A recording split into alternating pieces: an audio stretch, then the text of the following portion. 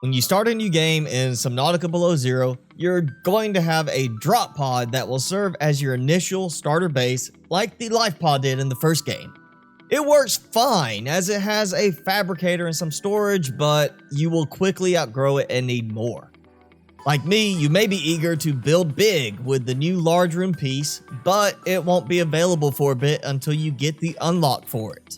You could use waterproof lockers for more storage, but I find these quite cumbersome to use and expensive. Instead, let's talk about a super cheap and simple starter base design that will give you room to work and grow. I will be discussing some elements that may spoil the gameplay for some of you, so spoiler alert, you have been warned. Now, a simple base design will mean different things to different players based on how they play. It's all about playstyle, but a base that lets you expand out as needed while costing very little initially tends to work with a lot of playstyles.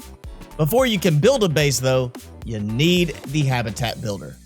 The habitat builder can be unlocked at a few places, but perhaps the easiest is by scanning the broken one located at this Altera Tech site in the Twisty Bridges biome. This is an easy location to access early in the game, but if you're concerned about the depth, just remember there are plenty of oxygen plants around and you can always munch on some bladderfish to keep your O2 up. You can also unlock the habitat builder at either Outpost 0 or Delta Station. However, unless you know where these are already, you will be getting to them later in the story. So to follow the story, let's ignore those for now. Once you have crafted a habitat builder, you just need to pick a good place to build, and I have already offered my suggested location in a previous video.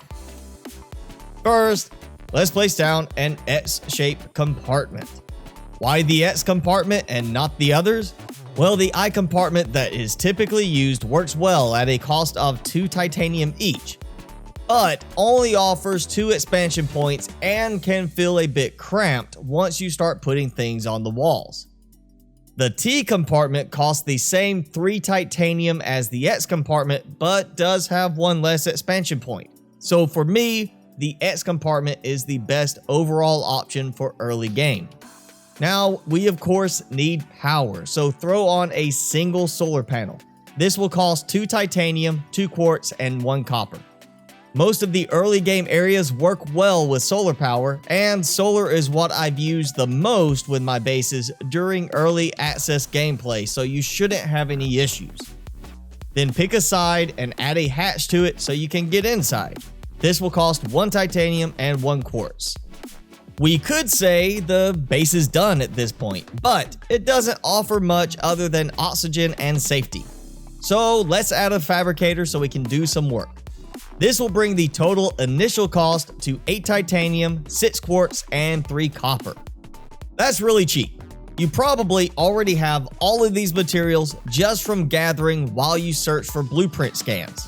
Of course, some people are already probably typing angrily away that I've left out some things. One of those is storage. This is sort of a personal preference aspect though, as one player may need 1 locker and another player may want 10 lockers. So just add wall lockers as needed.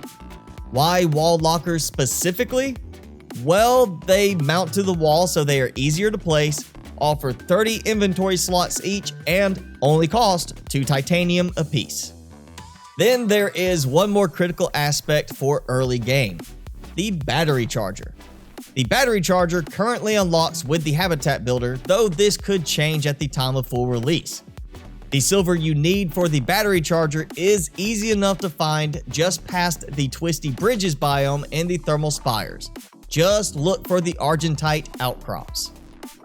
There you have it, a simple base, but as you need, you can expand with more X compartments, I compartments, or multi-purpose rooms once you can build them. Need more power or storage? Add on solar panels and lockers as needed. The initial base is cheap and affords you power, fabrication, storage, and battery recharging. Factoring in for 1 locker and the battery charger, the total cost of the X compartment design is 11 titanium, 6 quartz, 5 copper, and 2 silver.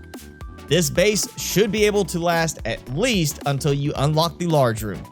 Then the real building fun will begin. Now, if you don't like this design, no problem. It's your time in the game, so build however you want. I'm not telling you this is the right way, best way, or the only way. This is just my opinion on what is better and why.